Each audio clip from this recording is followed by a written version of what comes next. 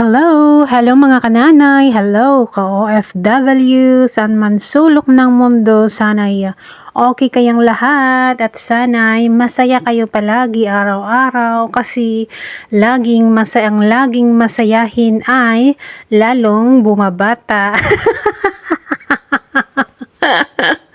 Hindi po joke-joke yan guys ha, totoo po yan. Basta po guys, ang mga nanay, pag laging nakangiti ay bumabata, imbes na tumatanda. And yan po ang talagang mabuting gawain natin ay ang laging ngumingiti guys, na laging naka-smile. Huwag tayong nagpapadala sa mga stress, sa mga problema sa buhay at pag may problema tayo, kailangan lagi tayong nakangiti. Huwag tayong nagpapadala sa mga stress at yan ang dahilan na huwag natin yan idahilan para nakasimangot kasi masisira lang ang ating beauty. Hindi po joke-joke guys, pero yun po ang talagang dapat nating gawin mga kapatid, ang laging masayahin at merong mabuting kalooban, mabuting iniisip, mabuting kaisipan, ganyan. Kasi pag puro stress, puro lungkot at kung ano-anong kasamaan ang nasa isip ay walang magandang maidulot sa katawan kundi sakit, ganyan, unhealthy. Kaya ang dapat natin gawin is yan, laging nakangiti.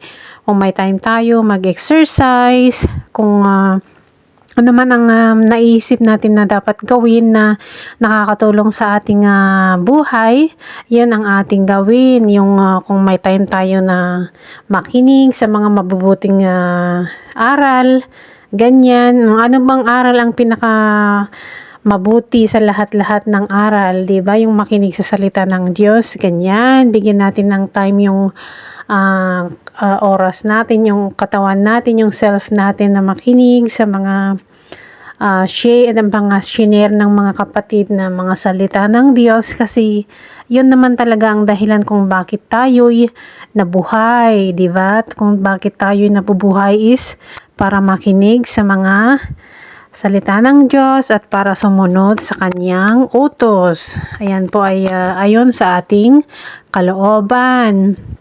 And ayan, yan ang lagi kong sinasabi guys, yung laging nakangiti. Huwag nating ipakita na pag may problema tayo is nakikisabay din yung ating mukha kasi diba, papangit tayo pag ganun mga kapatid.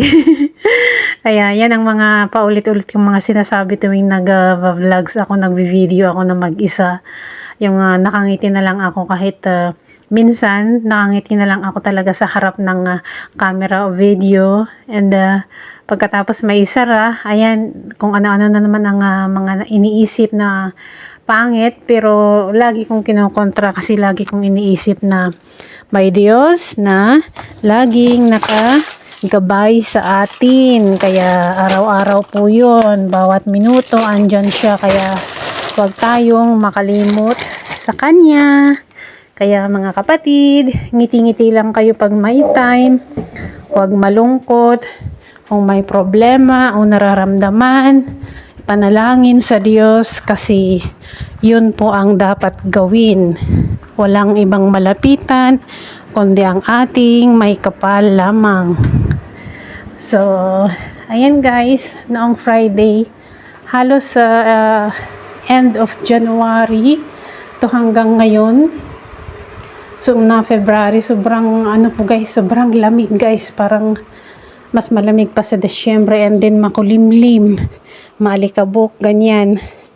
At pag nangyayari yan is lalong dumadami ang trabahuin ng mga kapwa OFW na katulad ko dahil sa sobrang alikabok at saka lakas ng hangin. Pero thanks God pa rin dahil nalalampasan natin yung mga trabahong mga ganyan, and ilang araw na lang ay Ramadan na naman dito sa Middle East. So ang gawin lang natin ay kumain ng maayos at tamang pagkain para malakas tayo na magtrabaho kasi alam naman natin pag Ramadan ay may kaunting puyat ang iba at saka maraming luto-luto.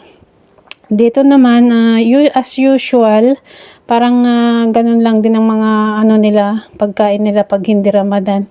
Medyo mahirap lang pag may party, pero pag may okasyon sila dito sa bahay, pero okay lang yan kasi parts yan ng trabaho natin. Kaya ang gawin lang natin is huwag dibdibin, ingit-ingitin na lang natin, relax tuwing day off kasi ganyan lang naman, wala naman tayong dapat ikasisimangot kasi nagising tayo ng maayos araw-araw, and then laging tayo ay healthy at hindi tayo pinapabayaan ng Diyos, lalo ng ating mga mahal sa buhay.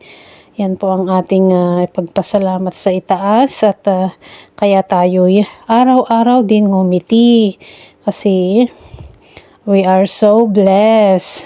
Ganyan mga kananay. Huwag malungkot para hindi kukulubot.